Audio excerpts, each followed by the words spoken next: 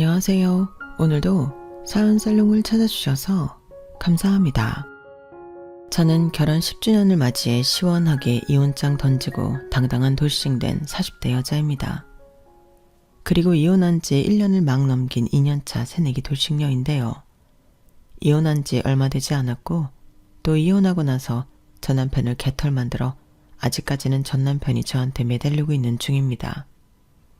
게다가 저희 부부 사이엔 초등학교 다니는 딸이 한 명 있는데요. 둘 사이에 자식이 있다 보니 더 지저분하게 매달리고 있네요. 그런데 여기서 저나 딸아이가 황당한 건 전 남편이라는 인간이 평소에는 아빠 노릇도 제대로 하지 않았다는 건데, 그러면서도 아이 핑계를 아무렇지 않게 할 수 있다는 게 볼 때마다 놀라워요. 그리고 여기에 한술 더 뜨는 사람이 있었으니 그 사람은 바로 제 전 시어머니라는 여자인데, 이 사람으로 말할 것 같으면 하루에도 기분이 몇 번이고 바뀌는 사람이었어요. 그래서 지금도 어떤 날은 자기가 죄인이었다며 미안하다고 용서를 빌었다가, 또 어떤 날은 저더러 네가 뭔데 내 아들 인생을 망쳐놓냐고 책임지라고 악다구니를 하는데, 저는 결단코 그들이 바라는 대로 해줄 마음이 없네요. 솔직히 말이 용서지, 시어머니는 자기 아들 알거지되어 힘들고 다 큰아들이 자신들에게 의지하는 게 싫어 저한테 아쉬운 소리를 하는 건데, 제가 미치지 않고서야 저들의 속을 뻔히 알고 넘어갈 일은 절대 없었죠. 그리고 무엇보다 제 결혼 생활이 말도 앞서었을 만큼 최악이라 저는 그들이 저에게 어떻게 해도 예전으로 돌아갈 마음이 0.00001%도 없는데요. 여기에는 저의 가슴 아픈 사연이 있어요. 그렇다 보니 10년이라는 세월 동안 상처도 많이 받았는데, 그런 저에게 뻔뻔하게 재결합을 하자잖아요. 이건 저를 완전히 멍청한 호구로 알고 하는 말이에요. 그들은 언제나 저를 그렇게 만만하게 봤었거든요. 거기에 저랑 같이 사는 딸아이도 초등학생이긴 하지만 고맙게도 늘 엄마 편을 들어주는데, 그렇기 때문에 저는 더더욱 그들에게 휘말릴 생각이 없습니다. 전 남편은 그만큼 남편으로도 또 아이 아빠로도 가치가 없는 존재였거든요. 저도 다른 사람의 사연 듣는 걸 좋아해서 많이 듣고 있는데, 왜 남자들은 멍청하게 장가를 가서도 자기 식구들에게 독립하지 못할까요? 제 전 남편도 똑같은 사람이었어요. 같이 살고 있는 저랑 딸아이보다 자기 엄마, 자기 여동생이 더 중요한 사람이었죠. 오죽하면 그들이 저에게 함부로 할 때 딸에게 말리는데도 남편은 눈 하나 깜짝하지 않을 정도였어요. 아니, 오히려 딸에게 어른들 얘기하는데 네가 왜 끼어들어? 조용히 있어 라고 아이한테 상처를 주는 못난 아빠였는데요. 그러니 딸애가 아빠에 대해 조금의 미련도 없는 거겠죠. 그리고 그런 남편의 모습에 시어머니와 시누이는 더 오만방자해서 저에게 함부로 했는데, 지렁이도 밟으면 꿈틀한다고 저도 제대로 한 방 먹이고 이혼한 사연이 있어 지금부터 그 이야기를 여러분들에게 들려드릴게요. 우선 제 어릴 때 이야기를 조금만 해보자면요. 저는 거짓말 조금 못해서 부모님이 아닌 친언니 손에 컸어요. 저희 부모님은 그야말로 막장부부였거든요. 매일 돈 때문에 싸우고 아빠는 도박, 엄마는 바람, 아주 콩가루도 그런 콩가루가 없었어요. 그러니 저랑 저보다 6살 많은 언니는 늘 불안에 떨며 살아야 했는데, 나중에 알고 보니 저희 부모라는 사람들은 저를 낳기 전에 한번 이혼했다가 저희 언니도 있고 국연이 명관이라고 다시 잘해보겠다고 재결합해서 저를 낳고 다시 막장부부가 되었다고 하더라고요. 그러니까 이 꼴 저 꼴 다 본 언니는 부모에 대한 미련보다는 제가 태어난 후 자기가 겪었던 일을 고스란히 느끼는 게 싫어 늘 저를 엄마처럼 싸고 돌았는데, 그러다 제가 10살이 되었을 때 엄마와 아빠는 2번째 이혼을 했어요.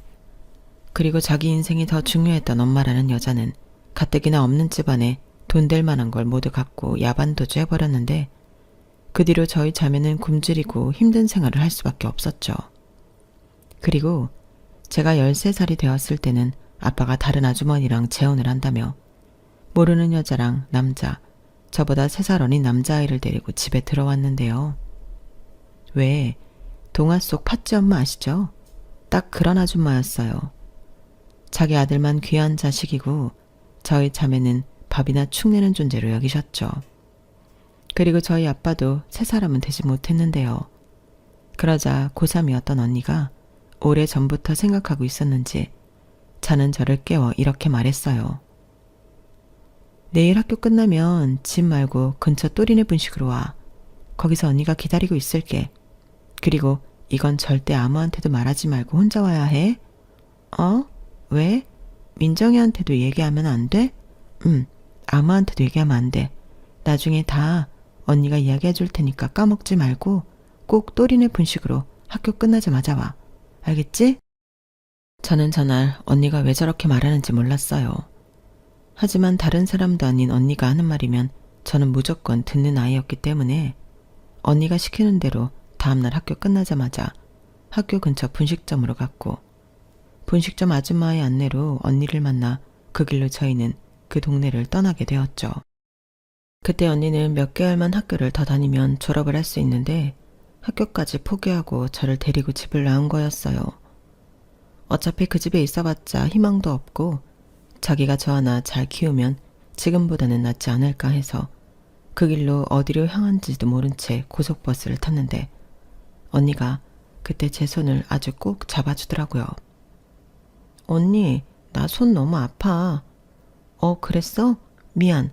언니가 긴장을 해서 손에 힘이 들어갔나 보다. 아프게 해서 미안해. 언니, 긴장했어? 왜? 글쎄, 왜 긴장했지? 아니야, 언니 하나도 긴장 안 했어. 그리고 이제부터는 우리 둘만 살 거야. 이제 더 이상 눈치 주는 아줌마도 없고 무서운 아빠도 없어. 그러니까 우리 은주 이제부터는 편하게 언니랑 살자. 언니가 최선을 다할게. 지금도 그때 그 장면만큼 아주 생생하게 기억해요. 19살. 자기도 아직은 어린 나이였는데 그런 결심을 했다니 제가 어른이 된 지금 돌이켜보면 그런 언니가 너무 짠합니다. 물론 곧 있으면 성인인 나이긴 했지만 그게 말이 성인이지 어른이 아니잖아요. 그런데도 언니는 자기가 어른이라고 저를 위해 희생하려 했고 그 뒤 고등학교도 중퇴하면서 돈을 벌기 시작했는데요. 저 역시 철이 빨리 들어 저 때문에 고생하는 언니한테 미안했어요. 그래서 고등학교 진학을 포기하고 돈을 벌까도 했는데요. 야, 너 지금 뭐라고 했어?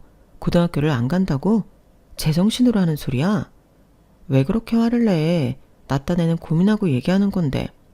무슨 그런 쓸데없는 고민을 해. 무조건 가야지. 뭐래. 언니도 고등학교 중퇴했잖아. 결국 이렇게 중졸이나 저렇게 중졸이나 같지 않아? 그리고 혼자 버는 것보다는 둘이 버는 게 낫지. 됐어. 누가 너더러 돈 벌래? 너는 그냥 공부해서 대학 가. 대학은 무슨, 그게 말이 되는 소리야? 우리 형편에 무슨 대학이야. 지금도 맨날 돈 없어서 쩔쩔매면서. 됐고, 나도 언니처럼 일해서 돈 벌 거야. 왜 언니만 힘들게 살아? 나 이제 언니한테 그만 미안해할래. 너 정말? 전날 언니는 단 한 번도 보여주지 않았던 무서운 얼굴로 저를 혼냈어요. 그리고 그날 처음으로 언니가 어른이라는 사실을 깨달았는데요. 그야말로 언니의 호통에 찍소리도 내지 못하고 저는 깨갱할 수밖에 없었죠. 그리고 언니도 꽤 충격을 받았는지 그의 언니는 혼자서 검정고시 준비를 하기 시작했어요. 그리고 거의 2년 만에 검정고시를 패스했는데 이제 언니도 어엿한 고졸이 되었다며 자기도 공부를 아예 놓은 것이 아니라는 걸 증명해 보이더군요. 그렇게 저는 언니 스텝 따라 딴 생각하지 않고 공부를 열심히 했어요. 하지만 사교육 없이 상위권을 유지한다는 게 말처럼 쉬운 일만은 아니었고 대학은 그저 전문대 정도로만 만족해야 했는데 저는 그게 더 좋았네요. 4년제면 그 많은 등록금을 어떻게 하겠어요. 물론 저도 벌어서 보탬이 되려 했겠지만 너무 힘든 길이라는 건 변함이 없죠. 그에 반면 전문대는 2년만 다니면 되고 저희 학교는 다른 학교에 비해 등록금도 저렴한 편이었는데 거기에서 장학금도 받고 그렇게 지내다 보니 제 바람대로 언니한테 큰 부담을 주지 않고 대학을 마칠 수 있었어요. 그리고 다른 친구들처럼 취업을 하고 대기업은 아니지만 그래도 성실하게 일하며 월급을 받으면 제가 쓸 용돈 빼고 모두 언니한테 줬는데요. 언니는 됐다며 매번 거절했어요. 하지만 저도 막무가내로 언니 통장에 입금해버리는 등 돈은 못줘 안달이었는데요. 그러니 제 나이 26세 남편을 만났죠. 남편하고는 사무실에서 오다 가다 얼굴 보는 같은 건물 다른 회사 사람이었는데 둘 다 첫사랑은 아니었지만 서로에게 홀딱 반해 연애를 바로 시작했어요. 여느 남자들이 그렇겠지만 남편도 저한테 간이며 쓸개며 모두 뺏어줄 것처럼 잘해줬죠. 그리고 제 기막힌 사연을 듣고도 저를 좋다며 옆에 있어줬는데요. 저는 그래서 더 남편이 좋았어요. 철없이 그런 남편한테 시집이 가고 싶었죠. 저 때문에 변변한 연애도 결혼도 못하는 언니가 있는데도 저는 남편이랑 맺어지고 싶었어요. 그리고 제가 결혼을 해야 언니도 언니 인생을 살 거라고 나름 합리화했는데 결혼이라는 건 쉬운 일이 아니더군요. 특히 이렇다 할 친정이 없는 저에겐 결혼은 시작부터 문턱이 너무 높았어요. 시부모님이 저를 마음에 들어하지 않으셨거든요. 언니가 키우다시피 한 제가 뭘 배웠겠냐며 대놓고 반대를 했는데 그때 눈물도 참 많이 흘렸죠. 그때 저 집구석 사람들 인성 보고 도망갔어야 했는데 저는 바보처럼 남편을 믿었어요. 그때 당시만 해도 남편은 자기 집에서 허락해주지 않아도 저랑 헤어질 마음 없다며 여차하면 도망가서라도 살 거라는 등 저에게만 올인했는데 그게 그렇게 멋지고 의지가 됐어요. 그리고 당신들 아들이 저렇게까지 저와 헤어지지 않겠다고 하니 시부모님도 어쩔 수 없이 결혼을 승낙했는데 그때 시어머니가 이런 말을 하시더군요. 언니랑 둘이 살고 있다고 했지만 언니가 엄마도 아니고 그럼 너 결혼할 때 뭐 받을 수 있는 것도 없지? 그럼 공평하게 우리도 아무것도 안 하는 걸로 하자. 니들이 원해서 하는 결혼이니까 지하 단칸방에서 시작을 하든 정화수 떠놓고 간소하게 시골을 리든 니들이 알아서 해. 설마 불만 없지? 네. 저는 저때 정말 불만이 없었어요. 바보같이 보일 수 있지만 결혼 승낙을 받은 것만으로도 그땐 감사하다고 생각했거든요. 그리고 오히려 아무것도 바라지 않는 듯한 시어머니의 말에 안심하기도 했는데요. 당시 제가 모아놓은 돈이 별로 없었거든요. 하지만 남편과 저는 하루라도 빨리 결혼하고 싶었고 시어머니 말처럼 그냥 우리 형편에 맞춰 간소하게 시작하는 것도 좋다며 설레어 했는데요. 그렇게 결혼 준비를 간소하게 준비하고 있는데 시어머님이 저에게 따로 연락해 이렇게 말씀하셨어요. 예, 아무리 그래도 구색은 맞춰야지. 안 되겠다. 너는 볼 친척도 없는 것 같지만 우리는 보는 눈이 많거든. 그래서 내가 간단하게 예단 목록 적어봤는데 너 이따 퇴근하면서 집에 좀 들러라. 내가 네 생각해서 엄청 줄였으니까 걱정할 필요는 없고 그래도 명색의 혼인이고 우리 집 식구 되는 건데 조금의 성의 표시는 하자. 그래야 나도 체면이 살지. 너 내 말 알아들었지? 네. 근데 저희가 정말 결혼 준비하는데 돈이 빠듯해서. 그래서 내가 많이 줄였다고 했잖아. 아까 내 말 뭘로 들었니? 성의 표시만 하라고. 너는 애가 시집을 오면서 그 정도도 안 하려고 하는 거니? 이러면 정말 곤란해. 저렇게 당신이 했던 말과 다르게 말을 바꾸시니 당시 저는 좀 난감했어요. 그리고 그날 저녁 제 손에 들어온 종이 쪼가리에는 저한테 하등 필요도 없는 이불 세트며 반상기 같은 것들이 적혀 있었는데 정말 돈이 없어서 걱정이 태산이었죠. 하지만 차마 언니한테 도움을 받고 싶진 않았어요. 언니는 많이 궁금해하고 또 걱정도 했지만 저는 무조건 괜찮다고만 했었거든요. 그런데 어느 날 언니는 1,000만 원이 든 돈봉투를 무심하게 툭 저에게 건넸고 필요할 때 쓰라고 했는데요. 언니, 이게 웬 돈이야? 나 돈 필요하다고 안 그랬는데? 으이그, 아무리 언니가 시집 안 간 처녀라도 알 건 다 알거든. 결혼하는데 어떻게 돈이 안 들어. 어차피 그 돈 너 시집가면 주려고 따로 모으고 있던 돈이야. 네가 이렇게 빨리 시집갈 줄 알았으면 더 많이 모아둘 건데. 미안하다. 그래도 신혼살림 장만할 때 보태. 안 그래도 된다고 했잖아. 내가 결혼하는데 뭐하러 언니가 이렇게 무리를 해? 야, 너랑 나랑 남이야? 시집가면 아주 아예 언니도 잊고 살겠네. 언니도 언니 노릇 하는 거야. 다른 사람 얘기 들어보니 결혼할 때 예단비하는 것도 줘야 한다며. 저는 언니의 말에 대신 눈물이 터졌어요. 미안도 하고 화도 나고. 언니는 왜 저렇게 동생인 나만 생각할까 짜증이 났는데 이걸 뭐라고 말로 표현할 수가 없더라고요. 그래서 그날 그냥 언니 옆에서 울기만 했는데 언니는 그런 저를 꼭 안고 잘 살아. 언니 잊어도 되니까. 재미나게 네 남편이랑 잘 살아. 언니는 그거면 돼. 라고 말했는데 저 말에 더 크게 울어버렸죠. 그렇게 저는 염치 없이 시집가는 그 순간에도 언니 도움으로 결혼을 했어요. 당시에 남편은 그런 처형에게 참 고마워했는데 그 마음이 오래가진 않더군요. 장모님도 아닌데 처형을 챙길 필요가 없다는 거였어요. 그게 제가 결혼하고 3년 정도 지났을 무렵이었는데 사람이 변한 건지 아니면 원래 저런 인간이었는지 저런 말을 아무렇지도 않게 하더라고요. 그리고 시어머니 역시 결혼하고 첫 번째 맞이하는 명절부터 이런 말을 했는데요. 너는 어차피 갈 친정도 없으니 명절 연휴 첫날부터 우리 집에 와 있어라. 음식 장만할 것도 많고 손님도 많이 오는데 이럴 때는 네가 친정 없는 게 도움이 되긴 하네. 어머니, 제가 친정이 왜 없어요. 그런 말씀 이제 하지 마세요. 저 언니가 기다리고 있어서 차례만 지내면 바로 가려고요.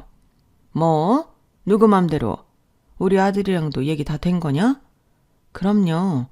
그이랑 이미 그렇게 하기로 했는걸요. 그래? 그렇단 말이지? 저는 뭐가 그렇게 당당하다고 시어머니한테 자신만만하게 처음으로 하고 싶은 말을 했어요. 하지만 돌아오는 건 자기야, 미안해.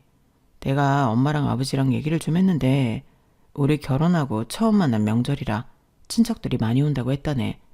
이번 명절만 자기가 좀 고생해라. 처형한테는 명절 다음에 가면 되지.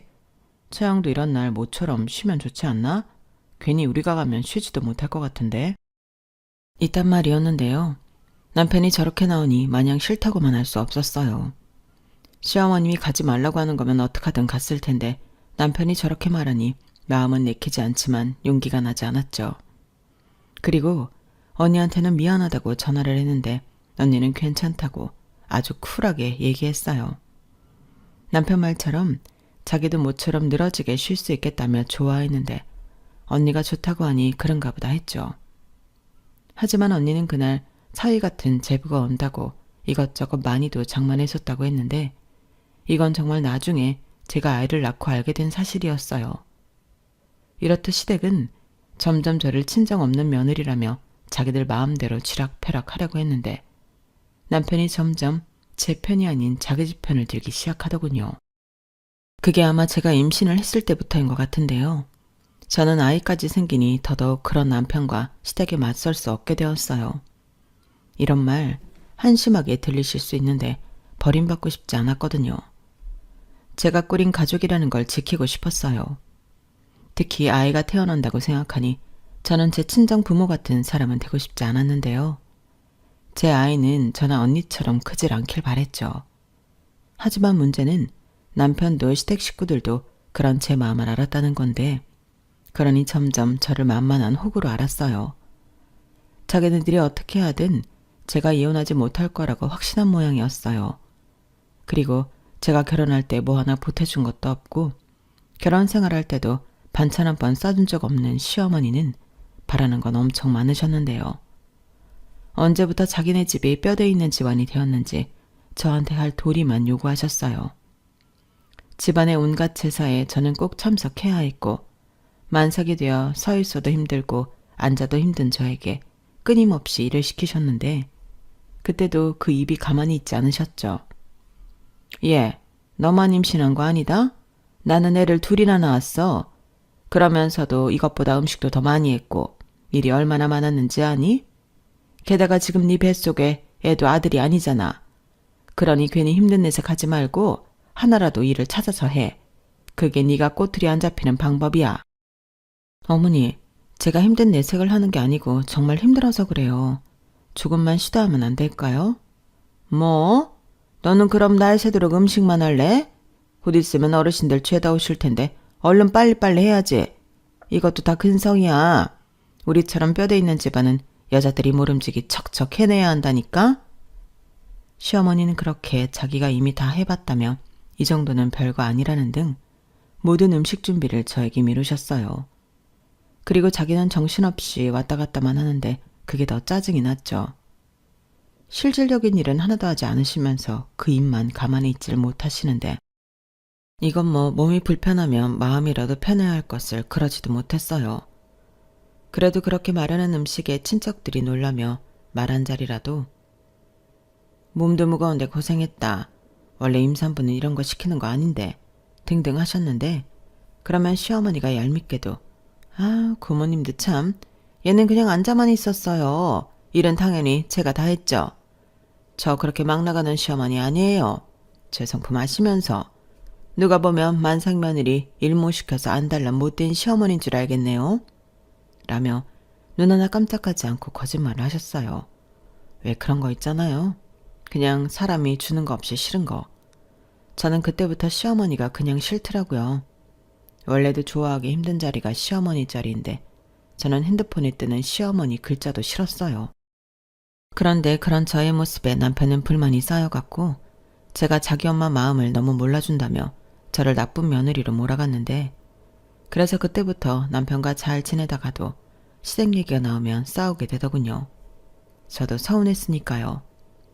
하지만 그것도 아이를 의식해 저는 많이 참았는데 제가 자꾸 참아주니까 이 인간이 적당히를 모르더군요. 제가 할 말이 없어서 말을 못하는 줄 아는 것 같았어요.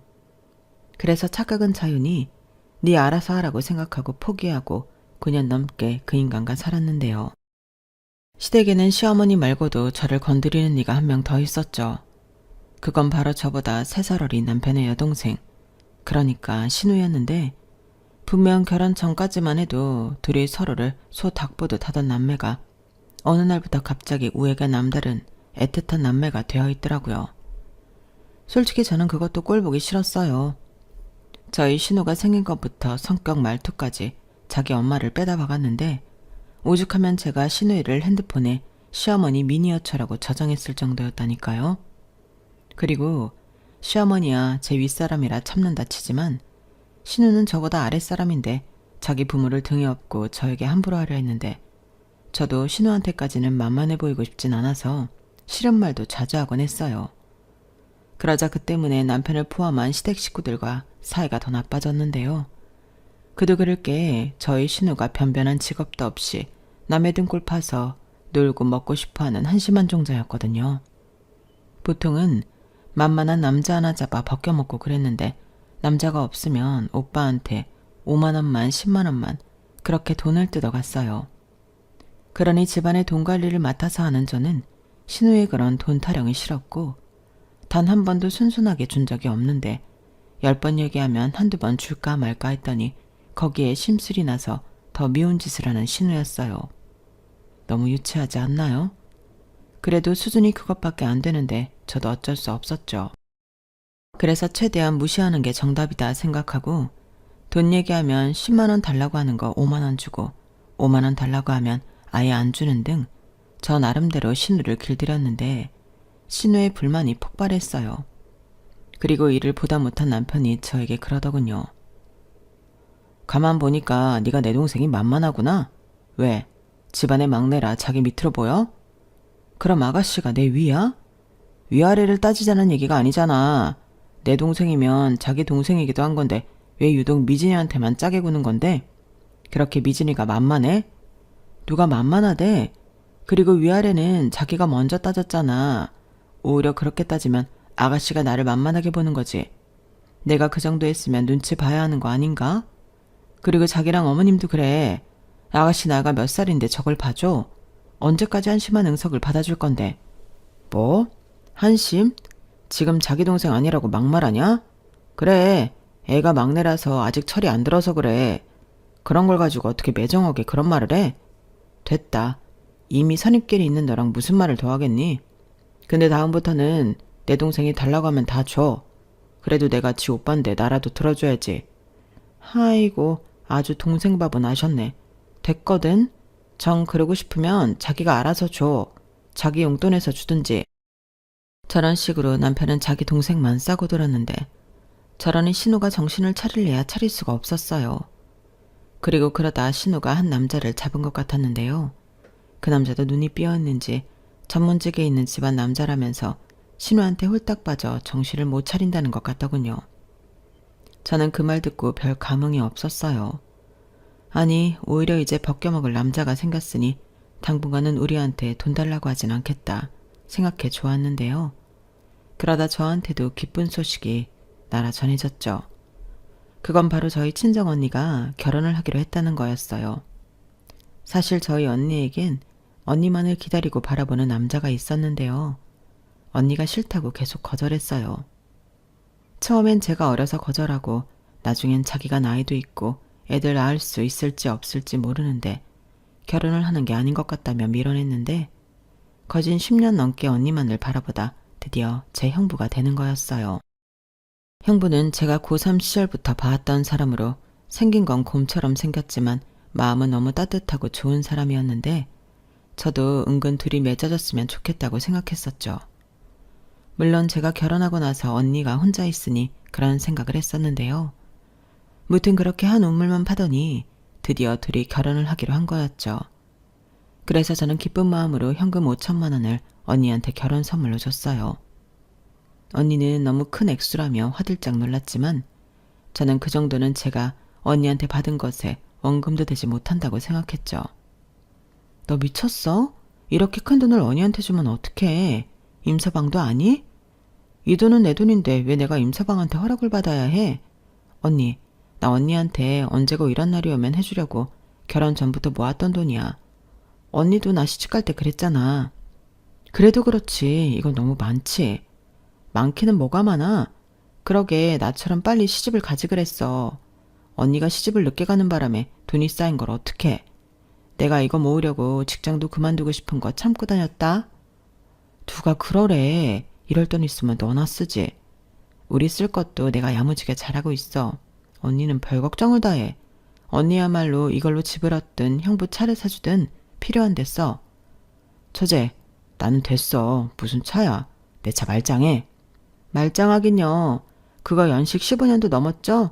키로수도 보니까 20만 키로도 넘었던데. 그런 차 끌고 다 사놓고 나면 그게 더 위험해요. 그리고 이제 그 차 우리 언니도 탈 텐데. 그야 그렇지만 그 정도는 내가 바꿀 수 있지. 처제, 나 능력 있어. 암요, 형부 능력 있는 거 알죠? 근데 제가 그러고 싶어서 그래요. 언니가 그랬지? 시집가서 잘 살라고. 나 잘 살고 있으니까 언니도 시집가서 행복하게 잘 살아. 너무 재밌어서 나 까먹어도 내가 서운해하지 않을게. 나도 이제 언니가 혼자가 아니라고 생각하니까 마음이 놓인다. 뭐? 지금 누가 누굴 걱정해?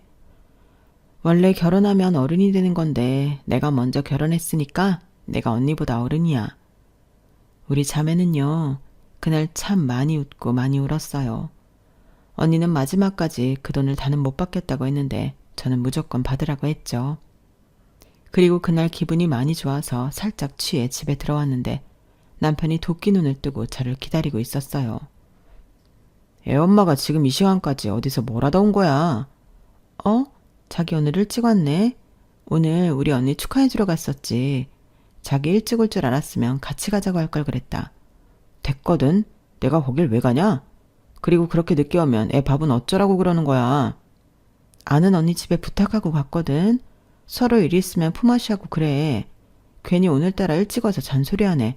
나 오늘은 건드리지 마. 기분 아주 좋으니까. 어쭈? 왜 기분이 좋은데? 처형 뭐 로또라도 됐대? 그래서 돈 좀 떼준다고 하디? 생각하는 수준하고는 그런 게 아니고 내가 말했잖아. 우리 언니 결혼한다고. 그래서 모처럼 동생 노릇하고 왔지. 어릴 때부터 받기만 했는데 나도 뭔가 해줬다는 게 너무 기분 좋아. 뭘 해줬는데? 그리고 뭘 받았길래? 잊었어? 우리 결혼할 때 1,000만 원 해준 게 우리 언니고 나는 어릴 때부터 부모가 아닌 손에 자랐는데 뭘 받았다고 하면 한도 끝도 없지. 설마 처형이 1,000만 원 준 거 다시 달라고 했어? 아니, 우리 언니가 그럴 사람이야? 사람을 뭘로 보고. 내가 주고 싶어서 줬어. 그리고 그 돈은 순순하게 내가 벌어서 적금 넣어 만든 돈이니까 생각도 하지 마. 부부 공동재산에 네 돈 내 돈이 어딨냐? 도대체 얼마나 해줬길래 그래? 5천만 원. 5천? 저게 진짜 미쳤네. 야, 제정신이야? 당장 가서 도로 달라고 해. 미친 건 너네. 아까 내가 한 말 못 들었어? 그동안 받은 게 많다고. 그깟 5천? 난 언니한테 5억을 해줘도 부족한 사람이야. 지금 생각하면 제가 바보였어요. 저렇게 남편한테 다 얘기할 게 아니었는데 저는 괜히 술김에 얘기한 그 5천만 원 때문에 몇 달을 들들 벗겨야만 했는데요. 입이 방정이지 하는 마음으로 저는 제가 감수해야 하는 벌이라고 생각했어요. 그리고 남편이 아무리 쓰레기라도 저희 언니한테 가서 그 돈을 다시 내놓으라고 할 수는 없을 거라고 생각했는데요. 오히려 다른 곳에서 문제가 터졌죠. 글쎄 만난 지 얼마나 됐다고 신우이가 결혼을 하겠다고 선언했는데 시댁은 완전 축제 분위기였어요.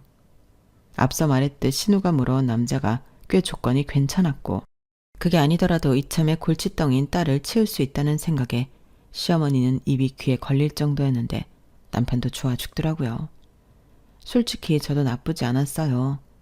이래저래 눈에 가시 같은 신우가 시집가면 그만큼 덜 볼 테고 저한테 돈 얘기는 더더욱 하지 않을 테니 저도 좋았죠. 그런데 시어머니가 신우 결혼 문제로 상의할 것이 있다며 저를 부르셨는데요. 그때부터 살짝 촉이 왔어요. 그래서 저 역시 받은 게 없는데 신우한테 뭘 해줄 생각이 없었고 그래도 남편이 지랄하면 봐서 TV나 냉장고 같은 건 하나 해줘야겠다고 생각하고 있었는데요. 시댁에 가니 그날따라 남편이 일이 있다며 시댁에 못 온다고 하더군요. 그리고 그때부터 장장 1시간 넘게 신우 신혼집에 대한 이야기를 들었는데 제가 왜 저 소리를 듣고 있어야 하나 이해할 수 없었어요. 집값이야 저렴했을 때가 없었는데 그런 이야기를 저한테 해서 얻으실 게 뭐가 있나. 저 혼자만 듣기 싫은 이야기를 꾸역꾸역 듣고 있었죠. 그러다 드디어 본론의 이야기가 나왔는데요. 신혼의 예비시댁에서 아파트 전세 얻어준다고 했는데 그렇기 때문에 혼수를 신경 써야 한다고 속내를 비추셨어요. 그래서 저는 이때다 싶어 바로 이야기를 꺼냈죠. 안 그래도 TV나 냉장고 같이 비싼 것 중에 하나는 저희가 해주려고요. 뭐? 꼴랑 TV나 냉장고? 너 설마 그걸로 네 신우 결혼하는데 입 닦으려는 건 아니지? 네? 그게 무슨 말씀이세요? 저는 결혼할 때 아무것도 못 받았는걸요. 어머님이 그러셨잖아요. 저는 해줄 친정도 없으니까 아무것도 안 해주신다고. 그리고 그때 아가씨는 저희한테 뭐 해준 것도 없는데요. 예, 지금 여기서 그때 말이 왜 나오니? 지금은 상황이 다르잖아. 그리고 네가 애야? 유치하게 네 신우가 뭘 해줬는지 따지게? 그때 걔가 어렸잖아. 에이, 어렸어도요. 그리고 저는 받은 것도 없지만 누구처럼 안 하겠다는 것도 아니잖아요. 요즘 TV나 냉장고 비싸요, 어머니. 비싸봤자 TV고 냉장고지. 그러지 말고 네가 우리 미진이한테 5천만 원 혼수 좀 해줘라. 사실 5천만 원도 빠듯하지. 네? 5천만 원이요? 그래, 뭘 놀라고 그러니? 나도 얘기 다 들었다. 넌 네 언니 결혼한다고 현금 5천 해줬다며. 그럼 신우도 가족인데 똑같이 해줘야 하는 거 아니냐? 그래야 공평하지. 아니요, 하나도 안 공평해요. 저희 언니한테 준 돈은요. 제가 개인적으로 모아서 준 돈이에요. 결혼 전부터 모으기 시작했고 이미 용도가 정해진 돈이었다고요. 그리고 아시잖아요. 저는 친정 부모님도 아닌 언니 손에 컸다는 거. 그리고 저희 언니가 저 결혼할 때 돈 주지 않았으면 저 어머님이 주신 예단도 못했어요. 아, 시끄러워. 뭘 그렇게 쏘아대니? 그럼 너는 친정언니만 가족이고 우리 미진이는 가족이 아니라는 거야. 뭐야? 모름지기 여자는 시집 오면 출가 외인인데 그럼 그 5천만 원을 네 언니가 아닌 네 신우한테 썼어야지. 너는 그렇게 사리분별이 안 되니? 네가 지금 여기에 현금 5천 내놔봤어라. 내가 너한테 하는 대우가 달라진다. 아니, 어떻게 그 머리로 여태 직장을 다녔어? 어머니, 말씀 함부로 하지 마세요. 솔직히 뭐 이쁜 신우라고 제가 그렇게까지 하나요? 저는 TV나 냉장고 외에는 해줄 능력도 마음도 없으니 저를 뭐라고 욕하셔도 저는 더 드릴 말씀이 없습니다. 그럼 얘야, 네가 네 이름으로 대출을 좀 받아라. 그것 정도는 할 수 있지 않니? 대신 네가 대출을 받으면 거기에 반은 우리가 부담하마. 여보, 아니 그게 무슨 말이야? 우리가 반을 왜 내? 얘가 없다잖아. 그럴 마음도 없다는 애한테 막무가내로 강요해봤자 뭐가 나와? 나 참 기가 막혀. 아니, 명색이 오빠고 세연이면 그 정도는 당연한 거지. 네 친언니한테 하는 거 우리 딸한테 반이라도 해봐. 부모 없는 걸 겨우 받아줬더니 고마운 줄도 모르고. 네? 지금 뭐라고 하셨어요? 왜? 틀린 말 했니? 너 부모 없잖아. 아니지. 있어도 부모 구실을 못하는 거지?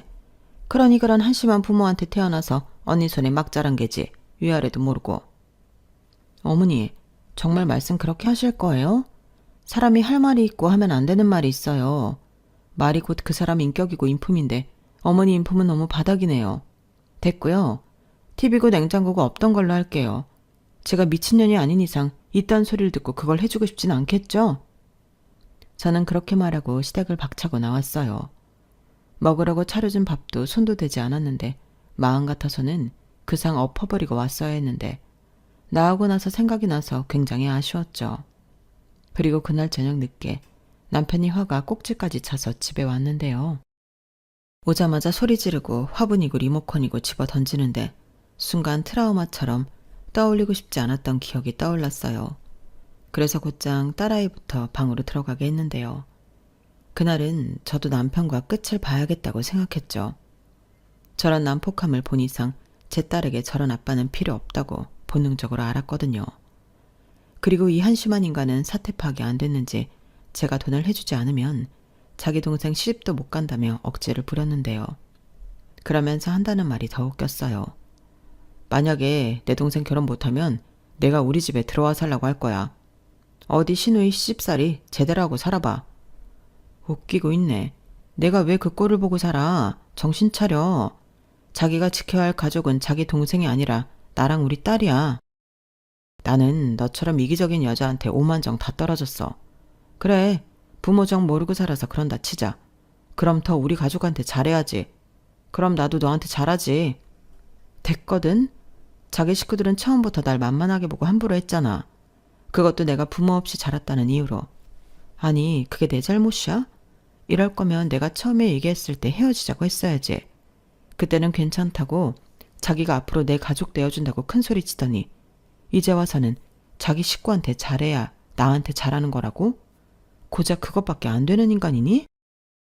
또 무시하네. 네가 뭔데 날 무시해. 내가 너보다 못난 게 없는데 네 주제에 날 왜 무시하는데?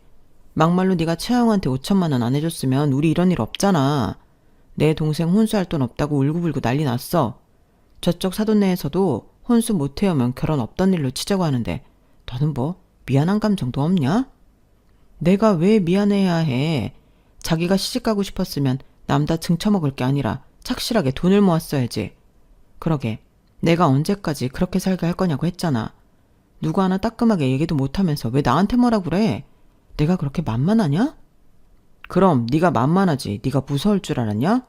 됐고 대출을 받든 이 집 보증금을 빼든 내 동생 혼주 맞춰줘라. 나 분명히 말했다. 꿈 깨. 누가 그런다고 무서워할 줄 알고? 잊지 않았지? 이 집 전세 내 앞으로 한 거. 그리고 자기가 번 돈으로는 자기네 집 생활비 드리고 자기가 쓰는 카드값 내고 우리 공과금 쓰면 없는 돈이야. 뭐래. 네가 전부 관리했잖아. 그래. 내가 관리했으니까 이 정도 사는 거라고. 내 월급이 자기 월급보다 훨씬 많은 거 몰라? 저는 남편한테 의기양양하게 말했어요. 솔직히 부부 사이에 네가 많이 버니 내가 많이 버니 하는 거 유치해서 그동안 말하지 않았는데 제가 결혼 전부터 남편보다 한 200만 원은 더 벌고 있었거든요. 그리고 저는 전문되긴 해도 대졸이고 남편은 산업고를 나와 고졸이 하는데 거기서 오는 연봉 차이도 있었는데요. 남편은 돈 관리를 안 하니 그런 것도 잊고 산 모양이더군요. 그래서 그때는 좀 당황하는 눈치였는데요. 그때 제가 바로 말했어요. 이혼하자고요. 더는 비인간적인 대우 받고 싶지도 않고 아이를 위해서라도 이런 집에서 키우고 싶지 않다고 했는데 그놈도 꼴에 자존심이 있다고 그러자고 큰소리 치더군요. 그래서 마음 바뀌기 전에 얼른 이혼서를 썼어요. 그러자 그 인간이 주춤했는데 그렇다고 다시 저한테 빌지는 못하겠고 지가 한 말이 있으니 이러지도 저러지도 못하는 눈치였죠. 그러다 제가 더 많이 번다고 한 말이 생각나는지 자기는 이대로는 억울해서 이혼할 수 없다고 말을 바꿨는데요. 그러면서 쪼잔하게 한다는 말이 더 정 떨어졌어요. 지금 생각해보니 내가 말리는 것 같네. 이미 재산 다 자기 앞으로 해놓고 이러는 거 아니야? 나더러 못 만나가라고? 웃기고 있네. 됐고, 그래, 내 앞으로 이 집 보증금 내놔. 그럼 이혼해줄게. 정말 끝까지 바닥이구나. 이 집 보증금 내 적금으로 시작해 여기까지 온 거야. 물론 네가 번 돈으로 같이 안 썼다고 할 순 없지만 다달이 나간 니네 부모 생활비, 너 개인 카드 대금 그런 거 계산하면 내가 더 받아야 할 판이야. 나는 생활비 줄 친정도 없잖아. 그래서 처형한테 5천이나 해줬냐? 거기에 내 돈도 있는 거 아니야. 돈 관리 지금까지 너 혼자 했는데 내가 그걸 어떻게 알아? 서류로 다 증명할 수 있거든. 그래, 그럼 어쩔 수 없이 소송해야겠네. 나도 이참에 막말 들은 거 전부 위자료로 청구하게. 나도 그럼 더 좋겠네. 저는 제 손으로 이혼 서류를 푹푹 찢었어요. 그리고 다음날 바로 법무사, 변호사 사무실 찾아다니며 상담했고 가장 믿음이 가는 곳에 계약을 했는데요. 바로 소송 시작하자며 일도 시원시원하게 하시더군요. 그리고 어차피 집 보증금은 제 앞으로 되어 있고 같이 산 세월이 10년이라고 해도 시댁 부모님 생활비 드린 점도 있고 수입 자체가 제가 많은 것을 감안하면 집 보증금 뺏길 염려는 없다고 하셨는데요. 그 말에 어찌나 안도가 되는지 저는 더 이상 망설일 이유도 없이 이혼 소송을 몰아붙였어요. 그래도 어린 아이가 있어 소송 자체가 빨리 끝나진 않았는데 이 인간이 나중에 나의 친권까지 물고 늘어져 피곤하게 하더라고요. 저는 그러면 그럴수록 이 인간이랑 연을 끊고 싶은 마음에 단 한순간도 이혼을 포기한 적이 없는데요. 원래 저 같은 사람이 한번 마음먹으면 절대 뒤로 돌아가지 않는 법이죠. 그동안도 제가 가진 아픈 사연 때문에 또 제 딸 때문에 참고 또 참고 살았는데 이 인간들은 그것도 모르는 이기적인 사람들이었죠. 그래서 1년 조금 넘게 해서 드디어 이혼 소송을 마쳤는데요. 이미 시작할 때부터 제가 이긴 싸움이긴 했죠.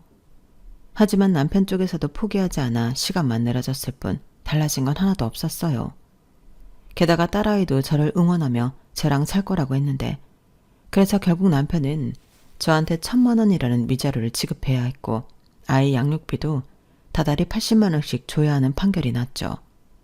그러자 남편은 억울하다고 항소하겠다고 했는데 결국 그것도 못했어요. 남편 편을 들어줄 변호사를 못 찾은 거죠. 그만큼 제가 가진 증거들은 이 결혼 자체가 저한테 많이 불리한 결혼임을 나타냈는데 항소를 진행해주겠다는 변호사도 할 거면 큰 금액을 불러 남편은 결국 포기했어요. 그리고 남은 건 저를 붙잡고 용서를 구하는 것이라 생각했는지 자존심은 어디로 가고 지질이 궁상으로 매달렸는데요. 저는 눈 하나 깜짝하지 않고 남편 집만 용달에 보내 시댁으로 보내버렸어요. 그리고 집주인에게 사정을 이야기하고 집을 내놨고 친정언니 근처로 이사를 갔는데요. 그때부터 사는 것이 180도 달라졌어요. 살뜰히 챙겨주는 친정언니 옆에 사니 마음의 안식이 찾아오더라고요. 그뿐만이 아니었어요. 있어도 없는 거나 다름이 없던 아빠 자리도 형부가 아주 훌륭하게 채워주셨는데 운동회 때 아빠 달리기도 나가 1등을 하는 등 든든한 우리 모녀의 울타리를 만들어주셨어요. 형부가 언니를 많이 사랑하고 아끼는 만큼 저희 딸에게도 지극정성이었거든요. 그러니 언니가 더욱 형부를 사랑하게 되었는데 이제는 누가 봐도 형부보다 저희 언니 눈에서 꿀이 뚝뚝 떨어집니다. 저렇게 좋아할 거면서 왜 그렇게 형부 마음을 애태웠는지 이제라도 둘이 잘 되어 너무 다행이에요. 그리고 저희 모녀에게도 너무 감사한 존재인데 그래서 더더욱 시댁 가족이랑 남편이 아쉽지가 않네요. 애석하게도 친정언니는 나이도 그렇고 몸 상태가 임신을 기대할 수는 없었는데 그래서 조카 사랑이 이만저만이 아닙니다. 그리고 형부는 남편놈이 치근덕거릴 때마다 출동하는 슈퍼맨인데요. 남편놈이 그래서 형부를 무서워해요. 그러니 시어머니까지 나서서 저한테 빌었다가 화도 냈다가 그러시는 건데 저는 상관없습니다. 당신이 당신 아들 책임지고 사시면 되죠. 그리고 신우는 결국엔 혼수할 돈이 없어 파혼을 당한 것 같은데 시집 보낼 딸도 데리고 살게 되었으니 아주 행복하시겠어요. 그리고 어이없게도 파혼당한 신우가 혼수 안 해준 대탓을 한다고 들었는데요. 저게 아주 미친 거죠. 지 나이가 몇인데 누굴 원망하나요? 애당초 남의 돈으로 시집갈 생각을 했던 것부터 잘못이라는 걸 그 기집애는 죽을 때까지 모를 겁니다. 아, 저런 딸을 가만히 두는 저 식구들도 영영 뭐가 문제인지 모르고 살 것 같은데 정말이지 한심하기 짝이 없어요. 그리고 저런 집구석과 10년을 지낸 제가 새삼 대단하게 느껴지는데 이젠 더 이상 한심한 저들과는 엮이고 싶지 않고 딸아이 잘 키우며 행복하게 살려고요. 처음엔 이혼하면 우리 딸도 저와 같은 아픔을 갖게 될까 무서웠는데 저는 제 친모 같은 사람도 아니고 또 든든한 이모와 이모부가 있으니 그건 걱정하지 않아도 될 것 같아요. 오히려 아빠가 있을 때보다 더 잘 키울 수 있을 것 같은데요. 모처럼 삶의 의욕이 활활 타오릅니다. 제 사연은 여기까지예요. 그래도 나름 사이다 사연이었나요? 물론 10년을 참고 산 세월이 있긴 했지만 저 남편 놈 알거지 만들고 신우 파혼하게 만들어놨으니 저는 만족합니다. 지금쯤 그 사람들이 배가 많이 아플 거 생각하니 밥을 안 먹어도 배가 부르네요. 그럼 지금까지 제 사연 들어주신 모든 분들께 감사한 마음을 전하며 저는 이만 물러갈게요. 항상 건강 잘 챙기시고요. 좋은 사람들과 좋은 날 보내세요. 고맙습니다. 여러분, 사연 댓글에 응원과 현명한 조언 부탁드려요. 좋아요와 구독은 저에게 큰 힘이 됩니다. 오늘도 좋은 일 가득하세요.